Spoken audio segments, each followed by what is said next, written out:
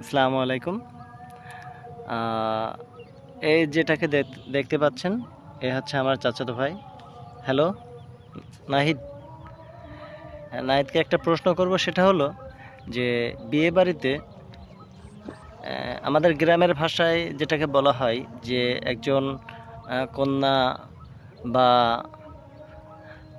গিয়া কি বলে, একজন ছেলের সাথে তার শ্বশুরবাড়ি থাকতে গেলে কিংবা আহ, কন্যার সাথে কেউ থাকতে গেলে তার শ্বশুরবাড়িতে, বাবার বাড়ি ছেড়ে যখন শ্বশুর বাড়িতে যাবে তখন যে দুলাল বিবি বলে আমাদের এখানে।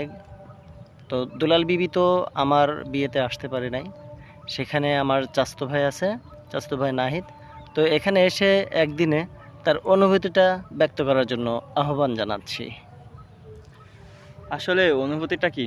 অনুভূতিটা হচ্ছে সেটা যেটা হচ্ছে মানুষকে ভালোবাসা দেয়, দুঃখ দেয়, কষ্ট দেয়, অথবা আনন্দ উৎফুল্ল, যেগুলো বলেন না কেন, এগুলি হচ্ছে অনুভূতি। এখন এই অনুভূতির মধ্যে যেহেতু বিয়ে বাড়ি, এখানে কষ্ট পাওয়ার কোনো অবকাশ আমার কাছে আছে বলে মনে হয় না। কষ্ট পায় সেটা হচ্ছে পাত্রীপক্ষ, পাত্রীপক্ষ কষ্ট পায়, তবে সেটা সাময়িক। কিন্তু সেটা বাস্তবতা মেনে নিয়ে যখন সে বুঝবে, তখন তার কাছে সেই কষ্ট তার কষ্ট থাকে না, সেটা আনন্দে পরিণত হয়। কিন্তু একজন দুলাল বিবির কাছে, সরি দুলাল বাবু, যেহেতু আমি ছেলে, দুলাল বাবুর কাছে ব্যাপারটা কেমন? ব্যাপারটা হ্যাঁ স্বাভাবিকভাবেই আসলেই আনন্দের। আম, এখানে দুলাল বাবু যে থাকে, তার কিন্তু প্রচুর লাভ।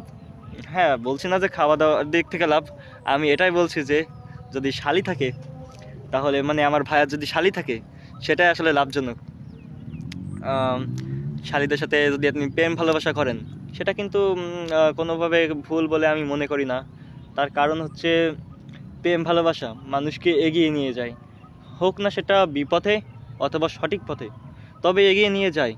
জীবনের একটি পর্যায়ে শিক্ষা গ্রহণ করতে হলে আপনাকে হয় বিপথে, না হয় সঠিক পথে এগোতে হবে।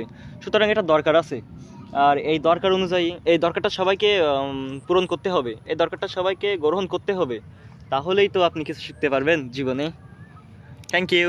সুন্দরতম বক্তব্য দেওয়ার জন্য নাহিদকে অসংখ্য ধন্যবাদ এবং কৃতজ্ঞতা জানাচ্ছি আমার শালীদেরকে নিয়ে এত সুন্দর মতান্তর করার জন্য।